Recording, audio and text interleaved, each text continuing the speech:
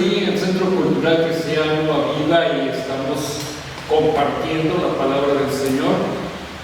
Y vamos a ver en la Escritura cosas importantes, cosas interesantes, que nos están revelando ahí la voluntad de Dios, que nos está revelando lo que Dios ha dispuesto para el ser humano y especialmente para sus hijos. Y esto es lo que estamos viendo en la palabra. Hoy vamos a ver si podemos ir buscando ya ahí en el libro del profeta Zacarías, capítulo 3. Ahí vamos a estar hoy meditando una palabra que el Señor nos habla. Está en el Antiguo Testamento, el profeta Zacarías, en el capítulo 3. Y antes de entrar directo al tema, pues bueno, queremos también animar a las personas que nos están viendo a que escuchen en la radio. Estamos compartiendo los martes y los viernes. Los martes a las 6 de la tarde estamos compartiendo en el programa A Viva Voz, y los viernes a las 6 en el programa Dunamis. El viernes es más de oración, de intercesión, y el martes estamos compartiendo más enseñanza. Entonces, martes 6 de la tarde, viernes 7 p.m. En Radio Génesis, en el 93.1 FM, puedes sintonizarnos, ya sea en la radio, o puedes también vernos en Face. Estamos ahí para que tú escuches la palabra del Señor. Bien, pues vamos a entrar ya en tema, y lo que vamos a hablar hoy es acerca de la justicia de Dios. La justicia de Dios. Y eso es algo que a veces no entendemos, no lo comprendemos completamente, porque pensamos, cuando escuchamos la palabra justicia, escuchamos y entendemos en términos comunes, en términos humanos, en términos legales, de las leyes de esta tierra, y eso es algo muy diferente a lo que Dios habla como su justicia. Y aquí vamos a recordar las palabras que Jesucristo habló cuando dijo en Mateo 6:33: buscad primeramente el reino de Dios y su justicia. Dice, y todas las demás cosas serán añadidas. Entonces, cuando escuchamos eso, buscar primeramente el reino de Dios y su justicia, pues nos hacemos algunas ideas de qué hacer y qué no hacer, y cómo entender. Y por lo regular vemos que dice, yo no doy respuesta. Pues no se dio respuesta porque no estamos comprendiendo bien lo que Jesús enseñó.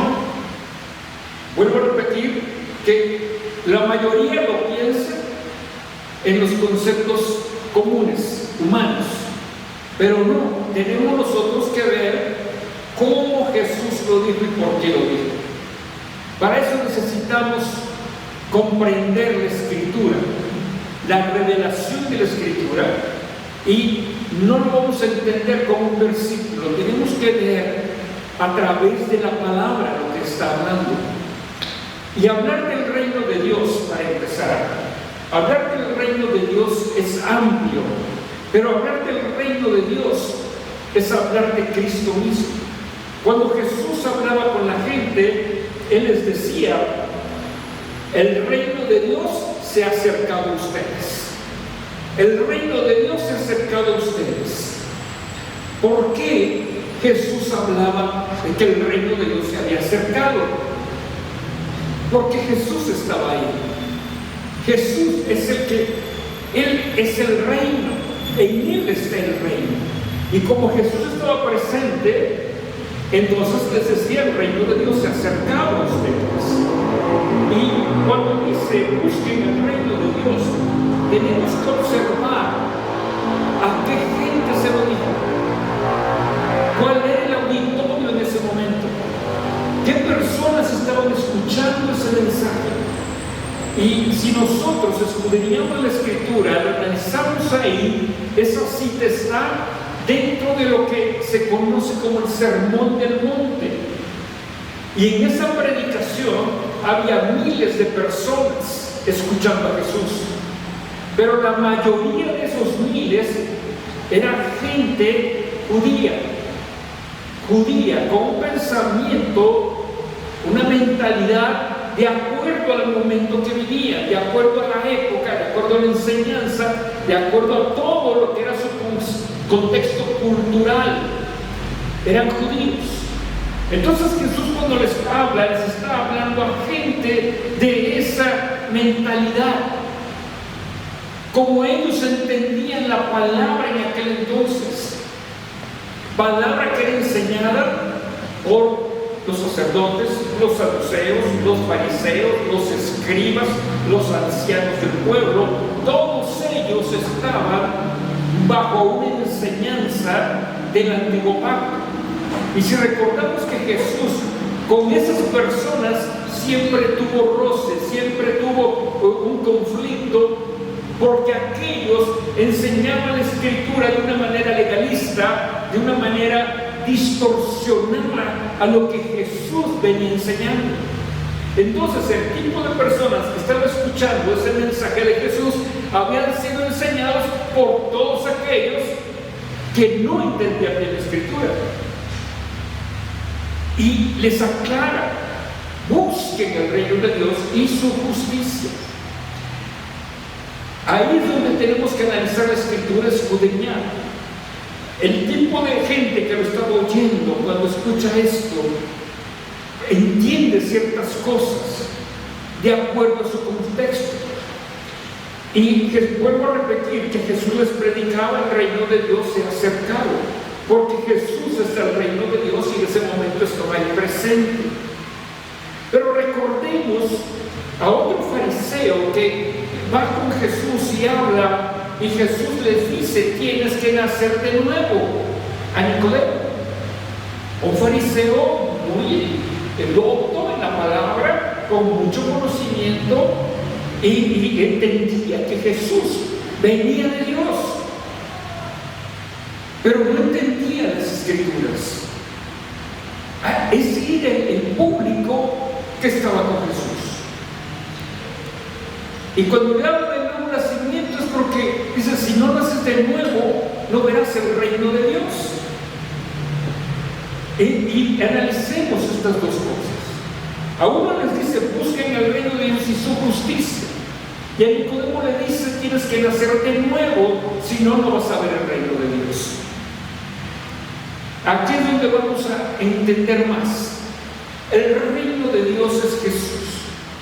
Cuando alguien nace de nuevo, al aceptar a Jesucristo como su Salvador y Señor, se produce un nuevo nacimiento, recibe en esos momentos el perdón, la salvación, la vida eterna y todas las bendiciones que Dios ha dispuesto, que Dios ha predestinado para los salvos. La persona que recibe salvación en ese momento recibe todo completo, nace de nuevo. Y al nacer de nuevo, su nombre es escrito en el libro de la vida, en el libro en los cielos. Y en ese momento también viene a ser parte del reino de Dios. Cuando la persona nace de nuevo, entra al reino de Dios.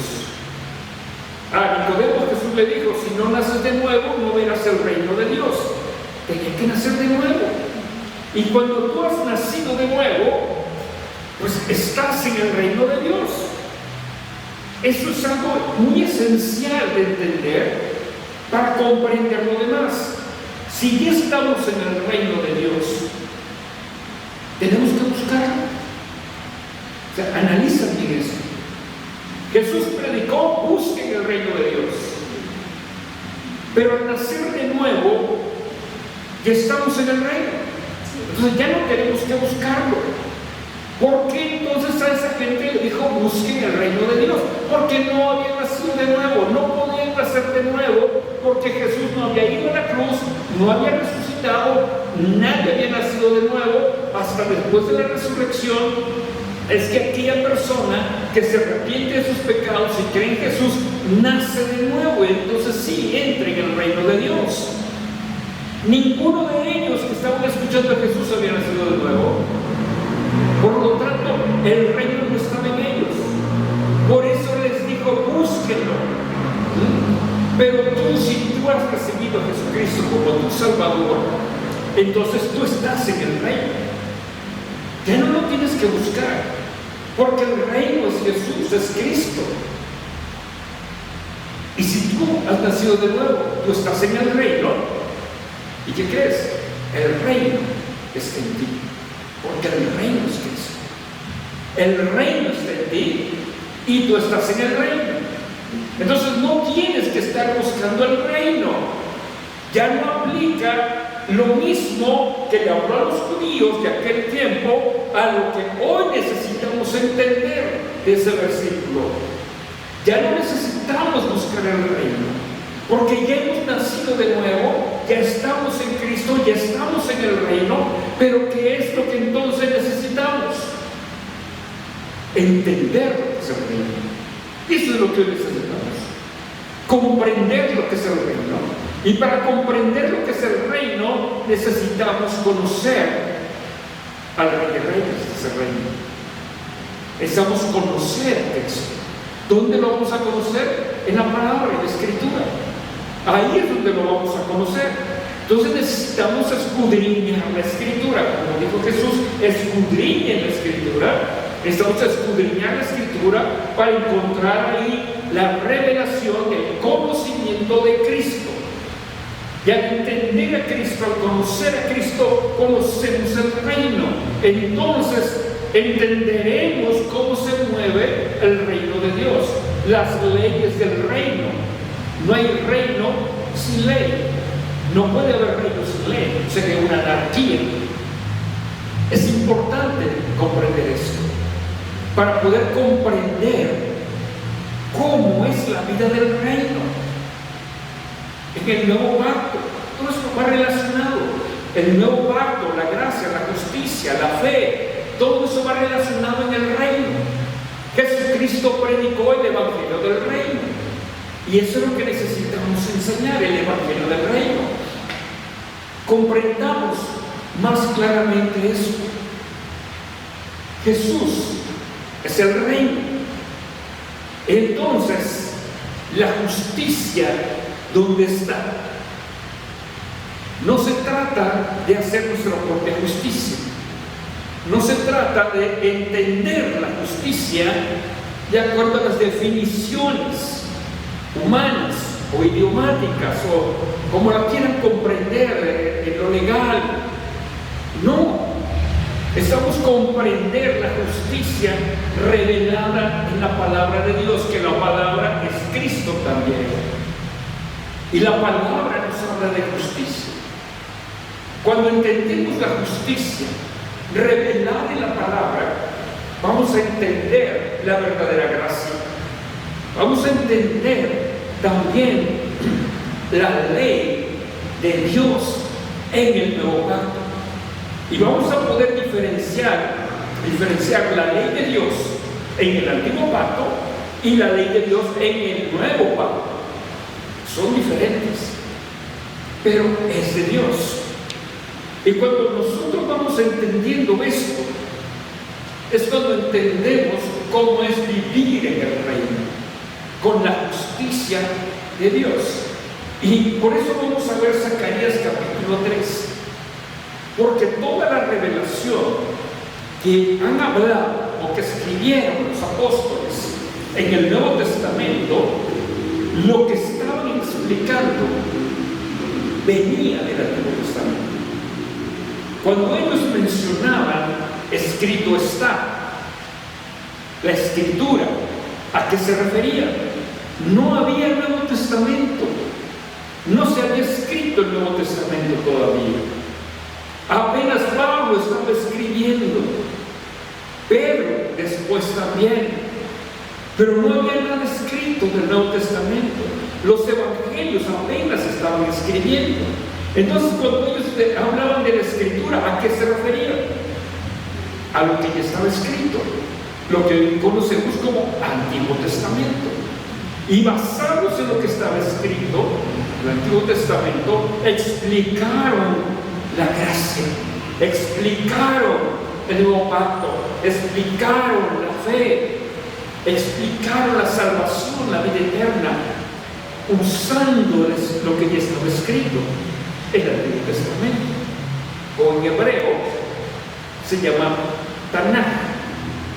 Eso definía a todo lo escrito.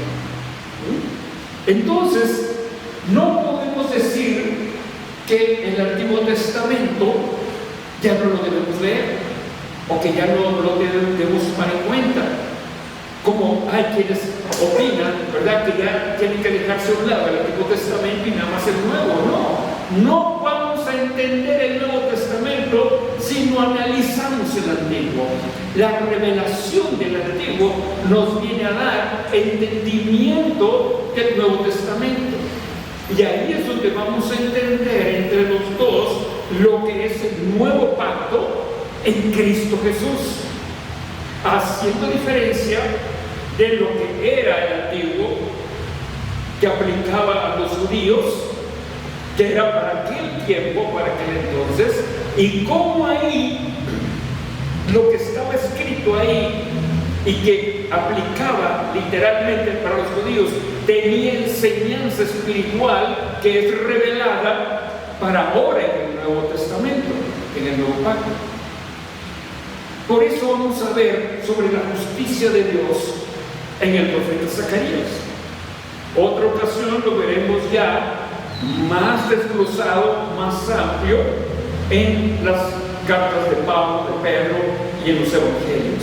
Pero hoy vamos a ver aquí en Zacarías capítulo 3, fíjate bien cómo está hablando el profeta Zacarías. Dice: me mostró al sumo sacerdote Josué, el cual estaba delante del ángel del Señor, y Satanás estaba a su mano derecha para acusarlo. Satanás es el acusador. Y dijo el Señor a Satanás: el Señor te reprenda, oh Satanás. El Señor que ha escogido a Jerusalén te reprenda. ¿No es este un tizón arrebatado del incendio? Y Josué estaba de vestiduras viles y estaba delante del ángel. Y habló el ángel y mandó a los que estaban delante de él, diciendo: quitadle esas vestiduras viles. Y a él le dijo: mira, que he quitado de ti tu pecado y te he hecho vestir de ropas de gala. Y después dijo: pongan mitra limpia en su cabeza. Y pusieron una mitra limpia sobre su cabeza y le vistieron las ropas, y el ángel del Señor estaba en pie. Hasta ahí vamos a ver. Y vamos a meditar en estas palabras. Dice aquí primero que estaba ahí el sacerdote, el sumo sacerdote Josué, hijo de Josadac. No confundirlo con el Josué, que fue discípulo de Moisés, que se fue Josué, hijo de Nun. Y hay una diferencia de miles de años entre uno y otro. No, este es Josué, hijo de Josadac, sumo sacerdote. Y si está hablando ahí que es el sumo sacerdote, es el que representaba a toda la nación de Israel delante de Dios. Entraba en representación de toda la nación. Y el ministerio del sumo sacerdote era tan importante bajo el antiguo pacto, era tan importante que solamente él podía entrar a la presencia de Dios un día al año entraba a la presencia de Dios en representación de toda la nación. Ahora en el nuevo pacto nosotros podemos entrar todos los días y las veces que dispongamos, porque nos dice que ahora podemos entrar confiadamente hasta el trono de su gracia. Eso es una diferencia entre el antiguo pacto y el nuevo pacto. En el antiguo nada más el sumo sacerdote Una vez al año puede entrar a la presencia de Dios. Nosotros en el nuevo pacto en Cristo podemos hacerlo todos los días, a cada hora, cuantas veces quieras, por la sangre de Cristo Jesús. El sumo sacerdote tenía que presentar la sangre de un borreguito, tenía que entrar con una vasija con sangre de un sacrificio hecho en el altar. Para nosotros, nuestro sacrificio es el Cordero de Dios que quita el pecado del mundo, Jesucristo. Por eso podemos entrar confiadamente. Bien, marcamos ya una diferencia entre el antiguo y el nuevo pacto en esto. Pero vamos a ver aquí que este sumo sacerdote, Josué, dice, el cual estaba delante del ángel del Señor. Y estaba ese Satanás ahí a la derecha para acusar a Josué, el sumo sacerdote, el que tenía que representar a todo el pueblo. Ahí estaba, y dice que estaba de vestiduras viles. Eso tiene un significado. Vestiduras viles, vestiduras sucias. Y un sacerdote con vestiduras sucias no podía entrar a la presencia de Dios. Tenía que estar impecable en todo, en sus ropas, en su cuerpo, en su mente, en su corazón. Tenía que estar impecable en todo para poder entrar a la presencia de Dios, si no caía muerto. Y estaba ahí como sumo sacerdote, dice, y de vestiduras viles. Eso está representando pecado. Pecado en su vida. ¿Y quién es el que lo acusa? Satanás. Ahí está, diciéndole a Dios, ¿lo vas a atender? ¿Lo vas a bendecir? ¿Vas a dejar que siga siendo sumo sacerdote? Míralo cómo está, así ha pecado, mira sus ropas tan cochinas, etcétera, etcétera. La palabra de Dios nos dice que Él es el acusador y acusa a todo hijo de Dios. Siempre a ti te está acusando constantemente. Pero ¿qué hizo el Señor?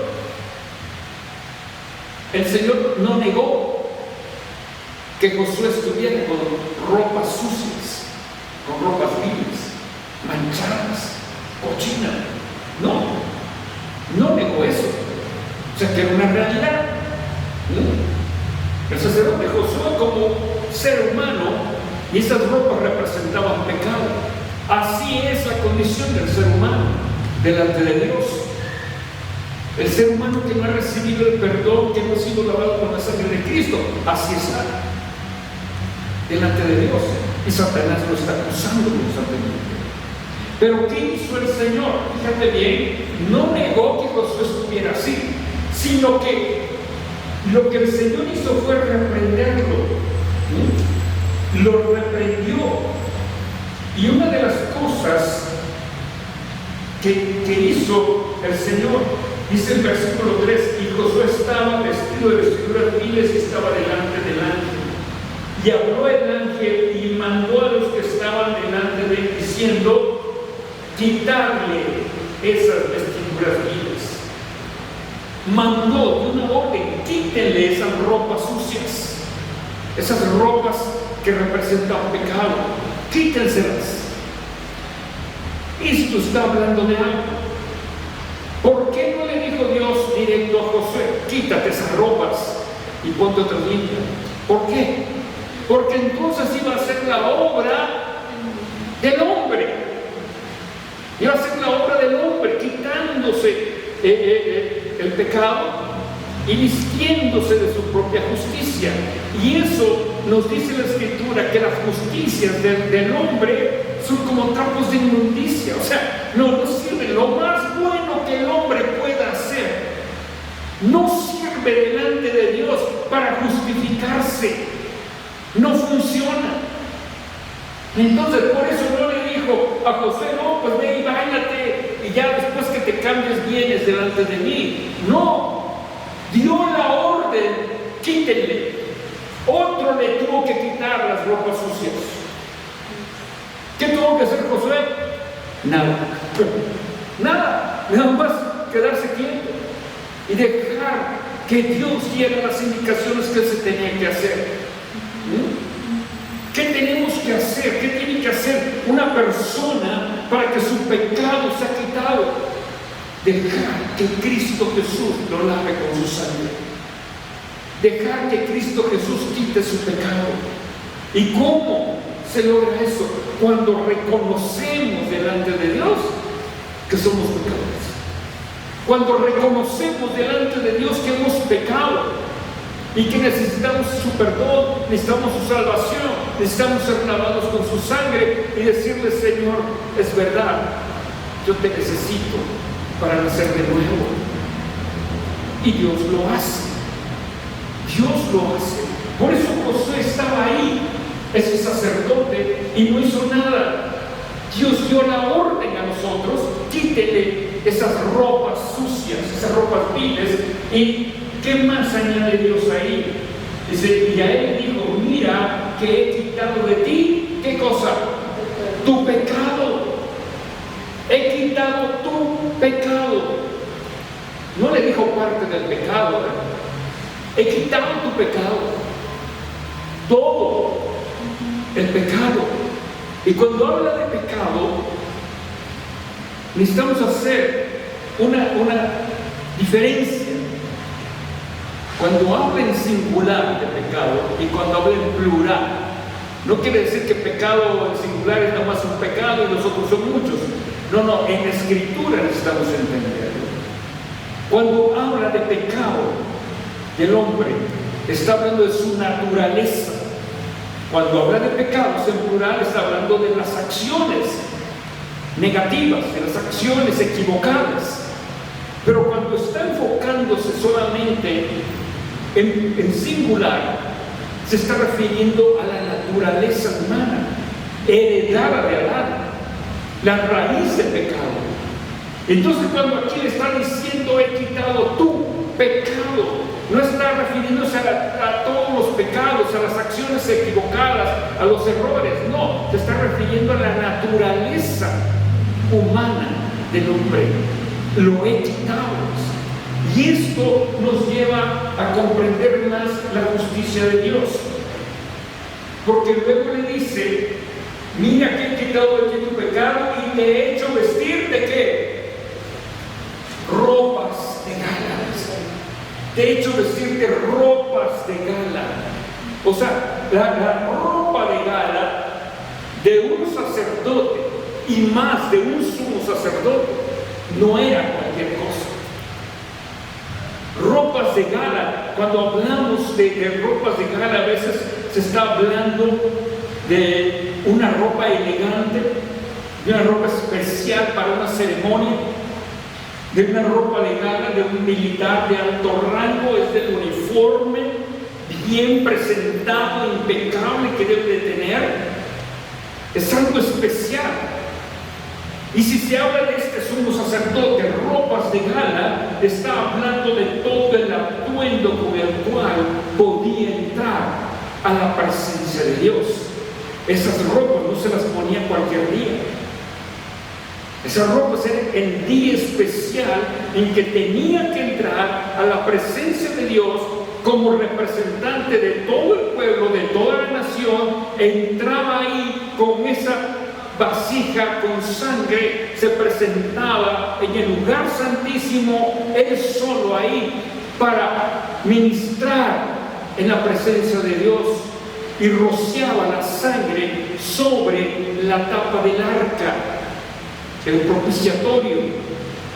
La rociaba, y de esa manera volvía a estar en comunión Dios con el pueblo y el pueblo con Dios a través del sumo sacerdote.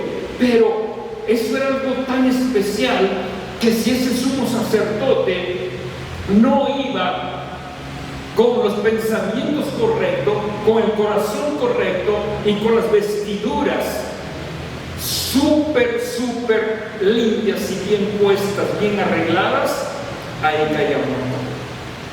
Y entonces era una pena, una desgracia para toda la nación.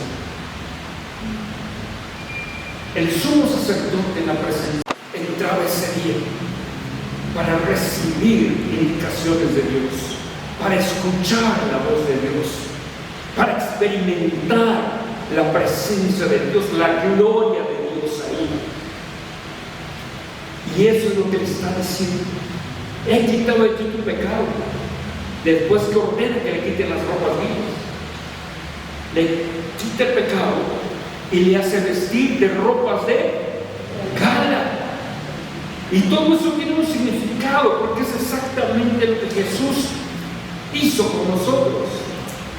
Cuando reconocimos que necesitamos a Jesús como Salvador, Él perdona los pecados, pero quita tu pecado, tu naturaleza pecaminosa que heredaste de Adán, la quita y te hace vestir de vestiduras de gala como hijo de Dios. Ahora puedes presentarte delante de su presencia todos los días y cuantas veces quieras. No está hablando de ropas físicas, de telas, que todo eso tiene un significado, sino está hablando de las vestiduras espirituales que Dios te da, que Dios te pone al nacer de nuevo. Fíjate lo demás que sigue diciendo aquí. Versículo 5. Después dijo: pongan mitra limpia sobre su cabeza. Y pusieron una mitra limpia sobre su cabeza y le vistieron las ropas. Le pusieron mitra en su cabeza. ¿Qué era? Era algo muy especial que portaba el sumo sacerdote, nada más. El sumo sacerdote portaba esa mitra que tenía aquí una inscripción en hebreo que decía: santidad al Señor. Santidad al Señor. En letras de oro llevaba esa escritura: santidad al Señor. ¿Por qué la mitra que va puesta en la cabeza? Porque es en los pensamientos donde el enemigo siempre va a atacar para contaminar. Es en los pensamientos donde Satanás, el adversario, el acusador, lanza sus dardos de ataque para hacer pensar que todavía no eres hijo de Dios, para hacerte pensar que todavía Dios no ha hecho la obra completa contigo, para hacerte pensar muchas mentiras. Y por eso es que estaba la inscripción santidad al Señor ahí en la frente, en la mente, con letras de oro. La palabra de Dios nos dice, cuando habla de la armadura de Dios en Efesios 6, que nosotros tenemos en la cabeza un yelmo, el yelmo de la salvación. El yelmo protegía la cabeza de un soldado, de un guerrero. Era ese casco que protegía su cabeza. Y habla simbólicamente que la salvación, el entender y comprender bien la salvación, el nuevo nacimiento, eso nos trae una protección a nuestra mente, a nuestros pensamientos, para que el enemigo no nos engañe.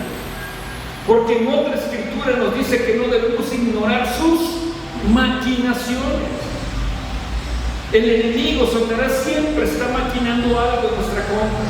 Siempre está ideando algo para tratar de engañarnos en nuestra mente. No, mira, como que Dios no te quiere mucho, porque no te ha respondido lo que tú has pedido en oración. Estás orando y mira, ¿cuánto ha pasado? No has visto respuesta, así que no, como que no. Dios no te quiere mucho. O no tienes la fe suficiente para que Dios te responda. O tantas mentiras que el diablo inventa y van a la mente. Por eso en el Nuevo Testamento nos habla del yelmo de salvación. En el Antiguo Testamento, al sumo sacerdote como representante del pueblo llevaba esa mitra que decía santidad al Señor, de guardar la mente, de guardar los pensamientos, de solamente darle lugar en nuestra mente a los pensamientos que adoran a Dios, que alaban a Dios, que a Dios le agradan, que concuerdan con la voluntad de Dios y su palabra. Tenemos que ubicar nuestra forma de pensar. Tenemos que transformar nuestro entendimiento, como nos dice el apóstol Pablo en Romanos 12. Transformarnos por medio de la renovación del entendimiento. transformarnos, cambiar nuestra forma de pensar. Ahora, ¿cómo? Alineándonos a la palabra de Dios, conociendo quiénes somos en Cristo Jesús, nuestra identidad en Cristo, de acuerdo al nuevo pacto. Fíjate bien, vamos a leer otros versículos aquí en Zacarías 3. Ahora vamos a leer el versículo 6. Dice: y el ángel del Señor amonestó a Josué diciendo: así ha dicho el Señor de los ejércitos, si anduvieres por mis caminos y si guardares mis ordenanzas, también tú guardarás mi casa, también guardarás mis atrios, y entre estos que aquí están te daré lugar. ¿Entre quiénes estaban ahí? Dice, ¿quién estaba? ¿Quién le dio las indicaciones? Dice, el ángel del Señor. Dice, entre estos que están aquí, entre ángeles. Dice, te daré lugar aquí también, entre ángeles de Dios. Tú puedes moverte, no los vas a ver, pero una de las cosas que necesitamos estar seguros es que la palabra del Señor nos dice en Hebreos que Dios ha dispuesto a los ángeles para bendecir, para ayudar, resguardar a los herederos de salvación. ¿Quiénes son herederos de salvación? Pues tú que has nacido de nuevo, eres heredero de salvación. Pues Dios ha dispuesto ángeles para colaborar contigo. Desde el Antiguo Testamento lo estaba diciendo, lo estaba prometiendo. Ahora es una realidad. Aquí todo lo que habla de Zacarías en el capítulo 3, en estos versículos, está hablando simbólicamente.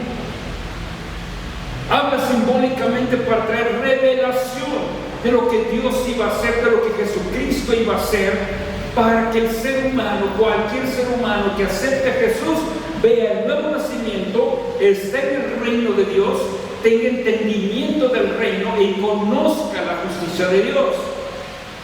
Hablamos de justicia de Dios. ¿Dónde habla aquí de justicia de Dios? En todo lo que leímos. Lo que Dios hizo con Zacarías está hablando de la justicia de Dios. ¿Cómo entenderlo? Primero, Dios no fue contra nosotros, a pesar de que estaba con ropas viles de pecado. Que dijo, en su gracia, ahí está hablando de la gracia. En su gracia dijo, quítele las ropas viles, vístanlo con vestiduras de gala, pónganle mitra en su cabeza. Hizo un cambio, una transformación. Ahí está manifestada la gracia en una profecía del Antiguo Pacto. No le dijo, estás sucio, muere. No. Quitó lo que contaminaba el corazón del sumo sacerdote, que era el pecado. He quitado tu pecado, y te he hecho vestir de vestiduras de gala. Habla del nuevo nacimiento. Ahí está manifestada la justicia, que en Cristo Jesús Él llevó el pecado de todos. Y cuando hablamos de todo, no nos está hablando de estos tiempos, está hablando de todos los que vivieron en la antigüedad, desde Adán, Noé, Abraham. Todos ellos van incluidos ahí, porque todos ellos necesitaban experimentar ese cambio que está revelando ahí en Zacarías 3. Y cuando Jesús lleva el pecado de todos, ahí en la cruz, Él muere en lugar de nosotros. La justicia está cumplida. Lo que la ley demandaba, que decía, el alma que pecare, esta morirá, Jesús murió por nosotros. Entonces lo que la ley demandaba fue cumplido. La ley fue satisfecha ahí. ¿Con qué sangre? Con la sangre de Jesús. Antes, el pueblo de Israel,